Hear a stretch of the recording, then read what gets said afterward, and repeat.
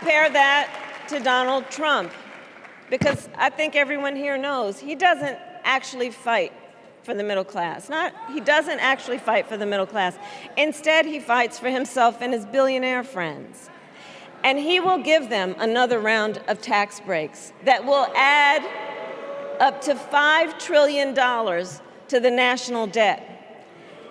And all the while, he intends to enact what in effect is a national sales tax, call it a Trump tax, that would raise prices on middle-class families by almost $4,000 a year. Well, instead of a Trump tax hike, we will pass a middle-class tax cut that will benefit more than 100 million Americans. The middle class is where I come from. My mother kept a strict budget. We lived within our means, yet we wanted for little. And she expected us to make the most of the opportunities that were available to us and to be grateful for them. Because, as she taught us, opportunity is not available to everyone. That's why we will create what I call an opportunity economy where everyone has the chance to compete and a chance to succeed. After decades in law enforcement, I know the importance of safety and security, especially at our border. Last year, Joe and I brought together Democrats and conservative Republicans to write the strongest border bill in decades. The Border Patrol endorsed it. But Donald Trump believes a border deal would hurt his campaign. So he ordered his allies in Congress to kill the deal. Well, I refuse to play politics with our security, and here is my pledge to you. As president, I will bring back the bipartisan border security bill that he killed, and I will sign it into law. I know we can live up to our proud heritage as a nation of immigrants and reform our broken immigration system. We can create an earned pathway to citizenship and secure our border.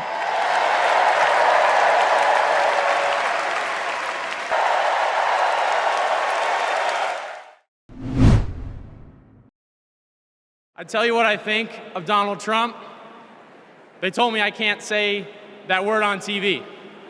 These last few weeks have felt like a new day in America, when we are waking up, rising up as patriots to demand our next president be someone who not only treats our veterans with respect, but everyone with respect, with dignity, with decency, with the truth. Someone like Kamala Harris, our next commander-in-chief. While fishing with my dad and running through the desert with my cousins, I learned that we have a responsibility to take care of our planet.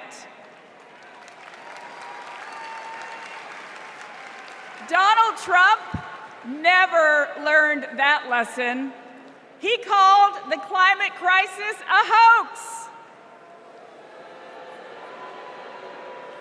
He made it easier for big companies to poison our air and water.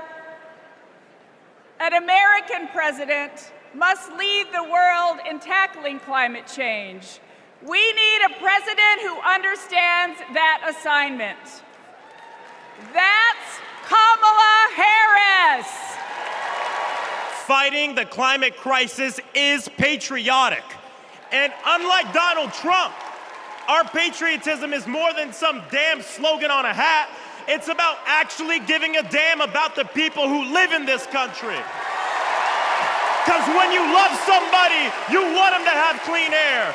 When you love somebody, you want them to have safe drinking water. And when you love somebody, you want them to have a dignified job.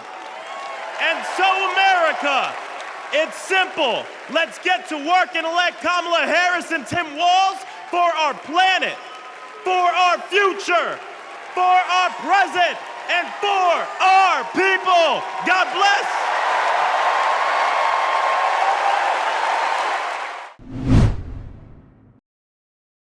I stand before you as the president of National Action Network. We do not endorse candidates, but we report where candidates stand on criminal justice, economic empowerment, health equity, and other issues. On one side of this race is Donald Trump, a fellow New Yorker I've known for 40 years. Only once in that time, did he take a position on racial issues. He spent a small fortune on full-page ads calling for the execution of 5 innocent young teenagers. On the other side is a woman that I've walked with in Selma, Alabama to commemorate the 59th anniversary of Bloody Sunday. Kamala Harris spoke to me that day about unity and passing bills. All I ever heard from Donald Trump was how he can get an advantage. I see one candidate who wants to protect the right to vote, while the other has tried to cook up 11,000 votes in Georgia.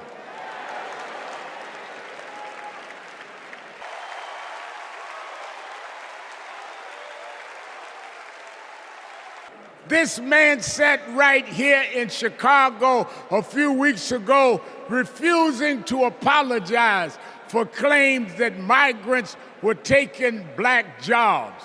Well, in November, we're gonna show him when blacks do their job.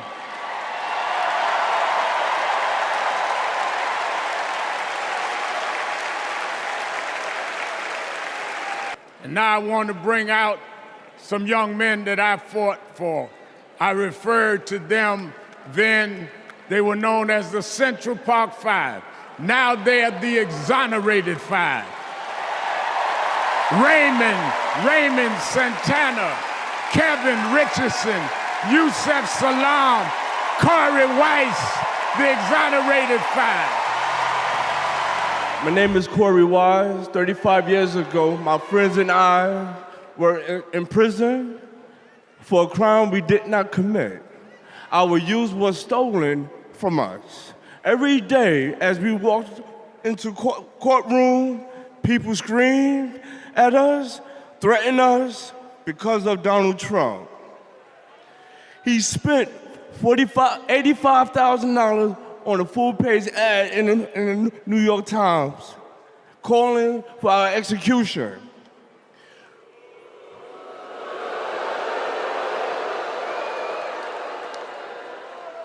Today, we are exonerated because the actual perpetrator confessed, and DNA proved it.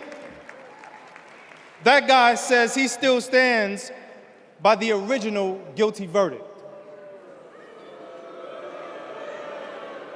He dismisses the scientific evidence rather than admit he was wrong. He has never changed, and he never will.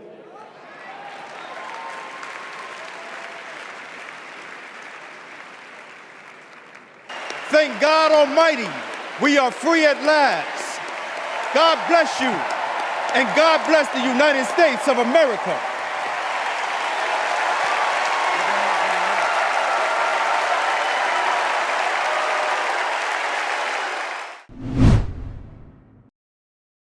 On January 8th, 2011, a man tried to assassinate me. He shot 19 people. He killed 6. Terrible, terrible day. I almost died, but I fought for my life and I survived. My friend Kamala will be a great president. She is tough, she has grit. Kamala can beat the gun lobby. She can fight gun trafficking. Terror, crying, running.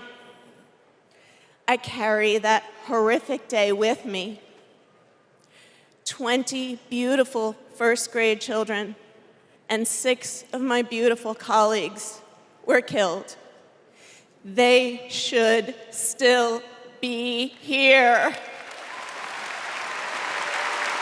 It's 10:30 a.m. at Robb Elementary in Uvalde. The school is recognizing my 10-year-old daughter, Lexi, for receiving all A's. 30 minutes later, a gunman murders her, 18 classmates and 2 teachers. With respect to the war in Gaza, President Biden and I are working around the clock because now is the time to get a hostage deal and a ceasefire deal done.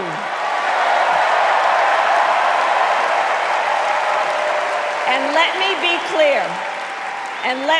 clear, I will always stand up for Israel's right to defend itself, and I will always ensure Israel has the ability to defend itself, because the people of Israel must never again face the horror that a terrorist organization called Hamas caused on October 7.